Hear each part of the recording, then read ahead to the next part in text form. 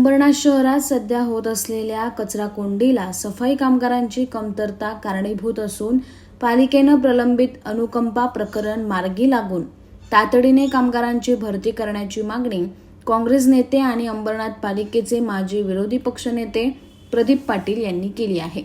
शहरात कचऱ्याची समस्या निर्माण झाल्याचा मुद्दा ऐरणीवर आला असून प्रदीप पाटील यांनी काँग्रेसच्या माजी नगरसेवकांसह आज अंबरनाथ पालिकेच्या उपमुख्याधिकाऱ्यांची भेट घेतली।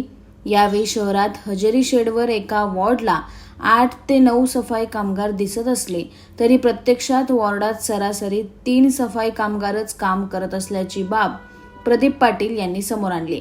त्यावर हे सफाई कर्मचारी प्रतिनियुक्तीवर अन्य विभागांमध्ये कार्यरत असल्याची कबुली अधिकाऱ्यांनी दिली।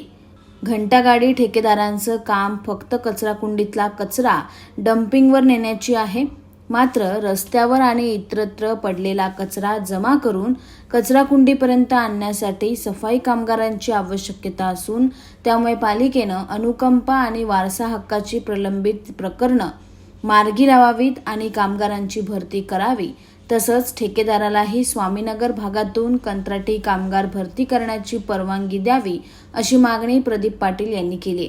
आज जो नगरपालिकेत कामगारांचा विषय अनुकंपा तत्वावर घेणे शासनाचा निर्णय झालेला आहे, कोर्टाचा निर्णय झालेला आहे, पण कुठेतरी पालिकेकडून दीर्घाई होते आणि याच्यामुळे शहरावर अस्वच्छतेचा जो सावट कोसळलेला आहे। त्यामुळे आम्ही इथे विनंती केली आहे उपमुख्याधिकारी साहेब त्यांना भेटून आज का तुम्ही हे कामगार लवकरात लवकर कामावर घ्यावे। जेव्हा 31 वार्डाची नगरसेवका होती तेव्हा 720 कामगार होते सफाई आणि आज 60 वार्डाची महापालिका व्हायला आली तरी पण आपले कामगार कमी झालेले आहेत। ऑन फील्ड आता 500 पैकी प्रशासनाने वापरलेले कलेक्टर ऑफिस, तहसीलदार ऑफिस आपल्याकडे स्टाफला घेऊन एकंदरीत 300 कामगार हे काम पूर्ण करू शकत नाही आहे। आता जो शहराचा विस्तारीकरण झालेला आहे त्याला कमीत कमी 200-400 कामगारांची गरज आहे आजच्या क्षणी या क्षणी।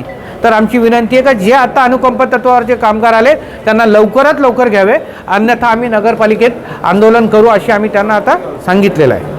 यावेळी प्रदीप पाटील यांच्या समवेत काँग्रेसचे माजी नगरसेवक उमेश पाटील, चरण रसाळ, आत्माराम तांबे, मनोज देवडे, पंकज पाटील, जयशंकर रामन, सुधीर जाधव यांच्यासह कार्यकर्ते उपस्थित होते।